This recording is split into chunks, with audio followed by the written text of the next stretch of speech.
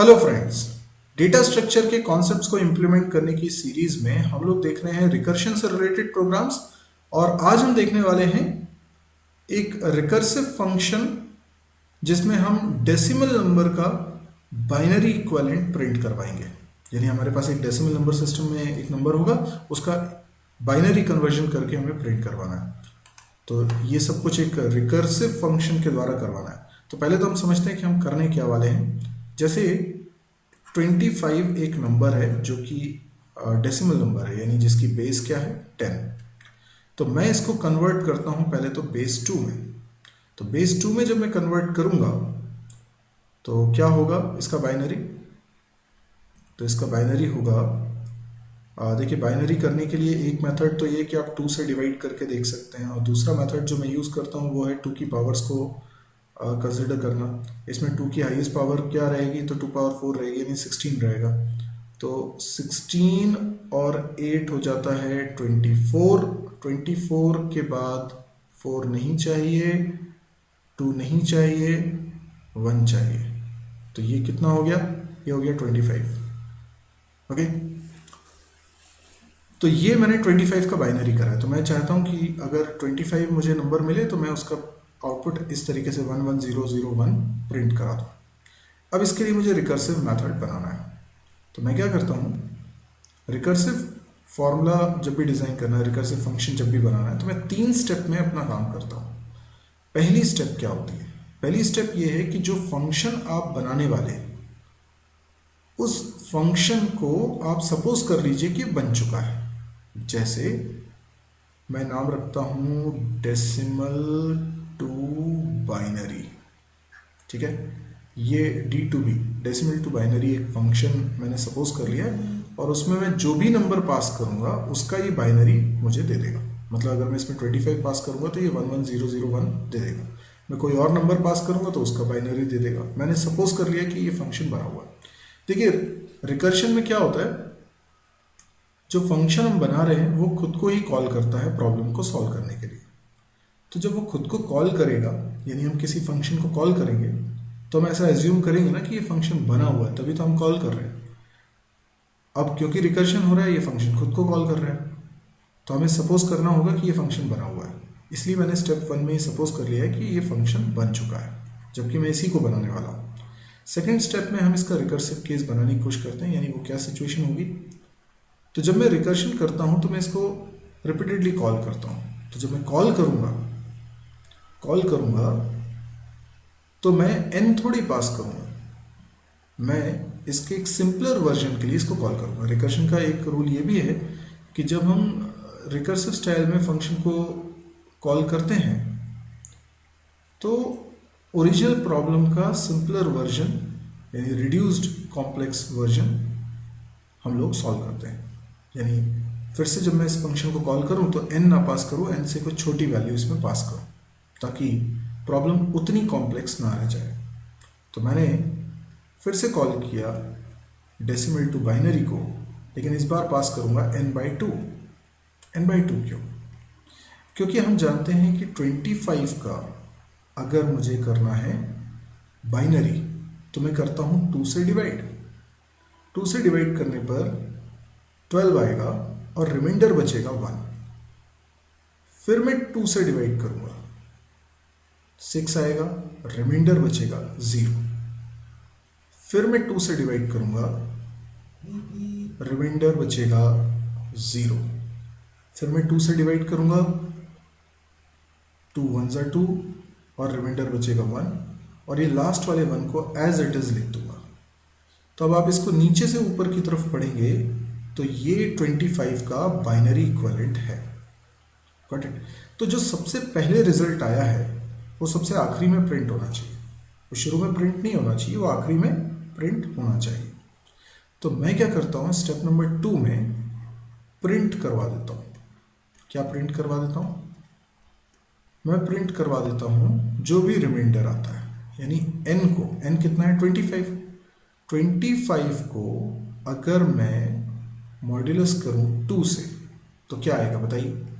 1 आएगा। यस, तो 25 को मैंने मॉड्यूलस कर लिया है 2 के साथ, मैंने थोड़ा पार्टीशन कर दिया ताकि मिक्स ना हो जाए। ओके, तो 25 मॉड्यूलस 2 हो गया 1, यस। तो ये प्रिंट होगा, लेकिन ये प्रिंट क्या कब होगा? सबसे बाद में होगा। पहले तो क्या होगा? पहले तो decimal to binary function call होगा और उसमें n/2 पास हो जाएगा, यानी क्या पास हो जाएगा? 12। आप सोच के देखिए, 25 का मुझे बाइनरी करना था, तो मैंने क्या किया? मैंने फिर से फंक्शन को कॉल कर लिया डेसिमल टू बाइनरी और मैंने पास क्या कर दिया? 12 पास कर दिया, ठीक है ना? तो मैं चाहता हूँ कि 12 का बाइनरी निकालें। अब 12 का बाइनरी क्या होता है? 12 का बाइनरी क्या होता है?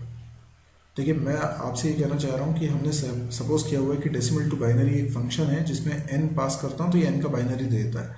उस हिसाब से डेसिमल टू बाइनरी एक फंक्शन है जिसमें अगर n/2 दे रहा हूँ तो ये इसका बाइनरी मुझे रिटर्न कर देगा।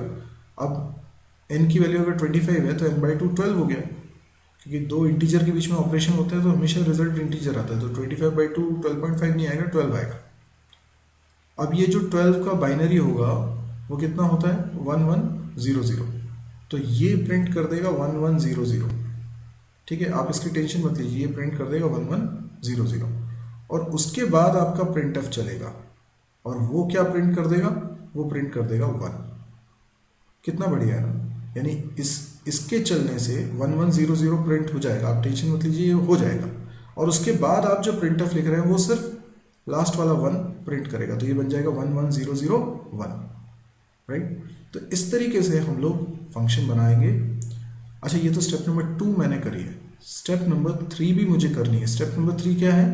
स्टेप नंबर 3 होती है इसका बेस केस, यानी कहाँ पे ये टर्मिनेट होगा, कहाँ पे किस कंडीशन पे जाके ये दोबारा कॉल नहीं होगा।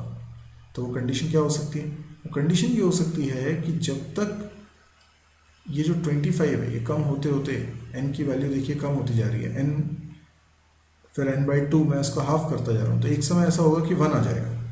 तो यदि 1 आ जाएगा, इफ n इक्वल्स टू 1, तो ये जो लास्ट में 1 आया ना, तो मैं सिंपली प्रिंट करा दूंगा 1। कुछ सोचना ही नहीं है, सिंपली प्रिंट करा दो 1 और कुछ नहीं। बन गया हमारा प्रोग्राम। अब देखिए, इसी तरीके से मैं हर रिकर्शन के प्रोग्राम को बनाता हूँ 3 स्टेप में। अगर आपको समझ में आने में दिक्कत है तो आप इसको रिपीटेडली देखिए, लेकिन अगर आपको पहले डेसिमल टू बाइनरी वाला प्रोग्राम मत देखिए, आप इससे पहले सिंपल वाला कोई प्रोग्राम देख लीजिए। मैं वो जो सिंपल वाला प्रोग्राम है उससे आप पहले अपना कॉन्सेप्ट बना लेंगे, और एक बार जब कॉन्सेप्ट बन जाएगा तो आपको ये सब चीज़ें समझ में आने लगेंगी। तो रिकर्शन की प्रॉब्लम्स शुरुआत में बिगिनर्स को थोड़ी टफ लगती है, तो रिकर्शन के जो मैंने बेसिक थ्योरी कवर की हुई है पहले उसको देख लें और सिंपल प्रॉब्लम्स को पहले देख लें, और आपको ये मेरी 1 2 3 वाली स्टेप्स उधर भी मिलेंगी और वो आपको समझ में आ जाएगा। तो यहाँ जो मैं कर रहा हूँ वो भी आपको समझ में आ जाएगा, कोई इतना मुश्किल काम नहीं है। तो यहाँ पर हमने जो सिंपल सा लॉजिक लगाया वो ये है कि अगर मुझे 25 का बाइनरी निकालना है तो मैं 12 का बाइनरी निकाल लेता हूँ और उसके बाद 1 प्रिंट कर लेता हूँ। देखो कितना बढ़िया हो गया। ये जो चीज़ है ये बेसिकली क्या है?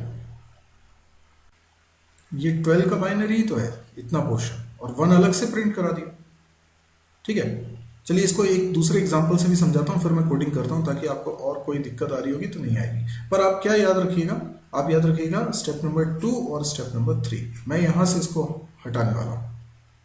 तो देखिए हम क्या करते हैं, दूसरा एग्जाम्पल ले लेते हैं। फॉर एग्जाम्पल 43 का बाइनरी पहले तो होता क्या है? तो हम 43 को डिवाइड करते हैं 2 से, ठीक है? तो 2 21 टाइम्स तो 1 रिमाइंडर आएगा, फिर 2 10 टाइम्स तो 1 रिमाइंडर आएगा, फिर 2 5 तो रिमाइंडर 0 आएगा, फिर 2 को डिवाइड करिए 2 टाइम्स, रिमाइंडर 1 आएगा, 1 टाइम्स तो रिमाइंडर 0 आएगा, और ये 1 को एज इट इज लिख दीजिए। तो ये इस तरीके से आएगा। तो ये जो बाइनरी आया 1 0 1 0 1 1, जरा आप नोटिस करिए ये पूरा किसका बाइनरी है? 43 का। सिर्फ इतने की बात करूं तो ये दो चीजों में, दो पार्ट में ब्रेक हो गया है। इसको आप बोल सकते हैं बाइनरी ऑफ 21, ठीक है? बाइनरी ऑफ 21, और ये हो गया 43 मॉड्यूलस 2। क्या समझ में आई अब आपको बात? अगर आप 43 को n मानते हैं तो ये 21 क्या है, 43/2, 43/2 यही तो है ना 21। यस, अब आप देखिए 21 क्या था, 10101, ये 21 है। 21 को भी दो पार्ट में मैं ब्रेक कर सकता हूँ, ये एक पार्ट है और ये एक पार्ट है, ठीक है। तो ये चीज़ क्या है, ये 10 का बाइनरी है। 10 कैसे आया, 21/2, तो ये कितना आ गया 10। ये 10 का बाइनरी लिखा है 1010, और ये जो चीज़ लिखी हुई है क्या है 21 मॉड्यूलस 2।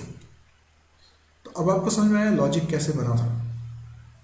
तो किसी भी बाइनरी नंबर को रिकर्शन से हम इस तरीके से सॉल्व कर सकते हैं। अब जो हमने स्टेप सोची थी उन स्टेप्स को एक बार फिर देख लेते हैं। यही कोड मैं लिखने जा रहा हूँ। तो सबसे पहले मैंने फंक्शन बनाया void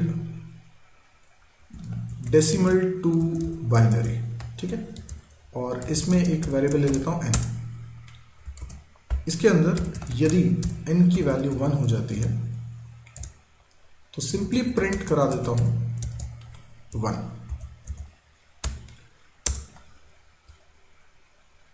नहीं तो एल्स क्या होना चाहिए, एल्स में एल्स की भी बॉडी बनाता हूँ।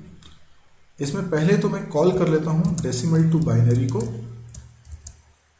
और इसमें पास कर देता हूँ n/2, और उसके बाद मैं प्रिंट करा देता हूँ %d और n मॉड्यूलस 2 को। ये बन गया हमारा रिकर्सिव स्टाइल का फंक्शन, डेसिमल से बाइनरी को प्रिंट कराने का, कन्वर्ट करा के प्रिंट कराने का। और अब मैं इसको मेन फंक्शन के द्वारा कॉल करके भी बताता हूँ। मैंने बनाया मेन फंक्शन। तो देखिए इस फंक्शन को मुझे ऊपर डिक्लेयर करना चाहिए, तो मैं लिखूंगा void डेसिमल टू बाइनरी और इसके अंदर इंट, और यहाँ से मैं कॉल कर लेता हूँ इसको। मैंने कॉल किया डेसिमल टू बाइनरी और इसमें पास कर देता हूँ 25, ठीक है। देखें क्या रिजल्ट आता है।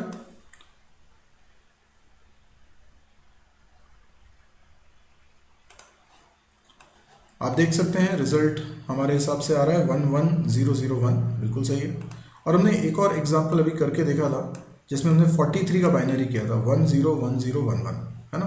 तो 43 का भी अपन बाइनरी करके देखते हैं। तो यहाँ 25 की जगह मैं 43 पास करता हूँ और फिर से इसको रन करता हूँ।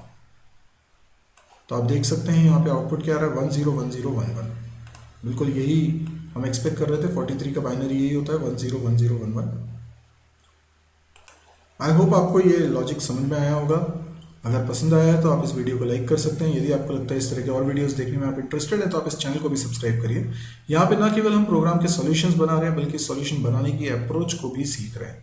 तो हो सकता है ये आपके बहुत काम का हो। यदि आप और भी बहुत सारे वीडियोस मिस कर रहे हैं तो आप मेरी वेबसाइट को विजिट करें www.mysirji.com। इस वेबसाइट पे आपको मेरे सारे वीडियोस के लिंक मिल जाएंगे, क्योंकि हो सकता है यूट्यूब का एक पर्टिकुलर चैनल आप देख रहे हो जबकि मेरे यूट्यूब के एक से अधिक चैनल्स हैं और उन पे अलग अलग वीडियोस रखे हुए हैं। तो जो वीडियोस आपको ढूंढने में यूट्यूब पे दिक्कत जा रही है, आप इस वेबसाइट पे आइए। यहाँ बहुत ऑर्गेनाइज मैनर में सारे वीडियोस के लिंक आपको मिलेंगे। यहाँ पे कई सारी प्रोग्रामिंग लैंग्वेजेस के कोर्सेज आप कर सकते हैं वीडियो लेक्चर्स के द्वारा, और वीडियोस एक सीक्वेंस में आपको मिल जाएंगे। ये सारे के सारे वीडियोस हिंदी में हैं। इसके अलावा प्रोग्रामिंग स्किल को डेवलप करने के लिए वीडियोस सेपरेटली बनाए गए हैं। इस पे कैंपस प्रिपरेशन से रिलेटेड मटेरियल भी आपको मिलेगा और भी बहुत सारा स्टफ है। आप एक बार इसको विजिट जरूर करें, और अगर पसंद आए तो आप इसको शेयर भी करिएगा। यहाँ पर मैं डेली कुछ नया कंटेंट अपलोड करता हूँ, तो जब आप इसको डेली विजिट करते हैं तो हर दिन आपको कुछ नया देखने को मिलेगा। Thank you.